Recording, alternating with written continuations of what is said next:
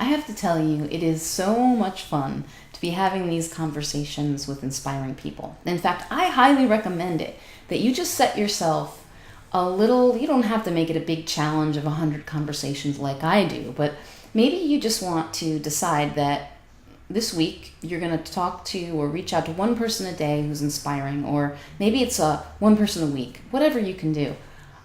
Oh my God, it just lights you on fire. It lights me on fire to talk to someone who's doing something so beautiful in the world and seeing them grow and change, and maybe through a conversation with me, noticing something about themselves that they didn't know before and allowing for that. That's actually something, this 100 conversation challenge actually was caught from somebody else. It was contagious. I found Kyle Cease did a 100-day challenge. He did 100 days of meditating each morning for 2 hours. And his thought was, what will happen after 100 days of this? How will I change? What will my life look like? And he made a little video every morning after doing his meditation and just turned on the camera and started talking. And that's what started the idea for me. But I'll tell you, this has not been easy, because doing this, it's pushing all my buttons, it's bringing up all my own issues. And I'll share one example that seems really simple and silly. It seems silly to me even as I'm saying this, right? So I'm working with this particular client, and she is such a sweet and thankful and gracious person that every time we talk, she tells me how much she appreciates me and she thanks me. And it's so wonderful to be appreciated. And I so appreciate her for doing that. It really touches my heart. And I know, because she tells me how happy she is with the conversations we're having, with the work that we're doing together. And I see the results in her life, and it's so amazing. So I asked her for a testimonial. I asked her to put some of that into words so that I could use that in the future. And I know damn well that she's going to be happy to do it. And yet, before I reach out to her, I feel this insecurity, this anxiety, this reluctance to ask her for something. And it's exactly what I'm noticing in other people who really want to make a difference in the world.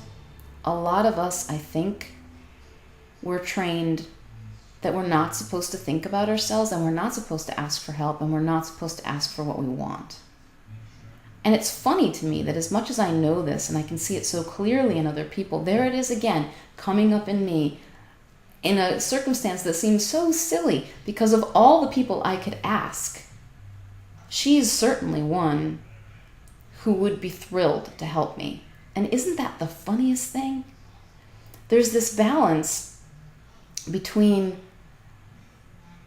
this need to be humble, which is actually pride. It's not honest to say, I'm weak and I'm not capable and I can't ask for help and I don't have anything to offer. The truth is, owning my power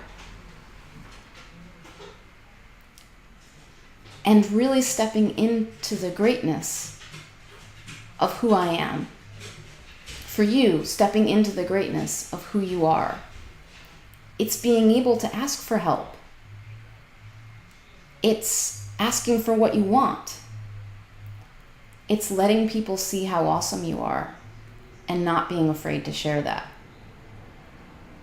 There was, I did a featured blog post of someone who'd really demonstrated a lot of expertise in their area. And he'd used the phrase, I'm really, really, really good at what I do. And those were his words, actually. And I published them in the article just like that. And after the article was published, he contacted me and said, Stephanie, can you change that wording? It sounds a little arrogant. Could you maybe take that out or say something to minimize that a little bit?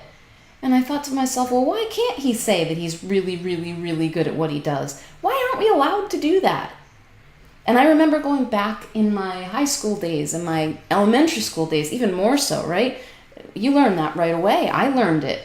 Don't raise your hand when you have the answer because all the other kids are going to think you're a goody two-shoes, right? Don't let them see how smart you are. You can be smart, but not too smart. Because if you do, then they're not going to like you and they're going to want to knock you down. And I'm tired of that. And I practice that. And you can ask my husband, because I am so awesome. I'm amazing. I really am. And I believe it.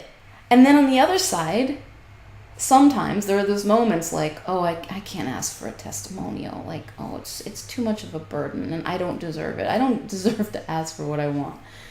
So these are parts of me that are integrating, that are changing, that are shifting. And I don't look at them as something I have to get rid of, but rather just, okay, there's that character showing up again. Let's see if we can work with this.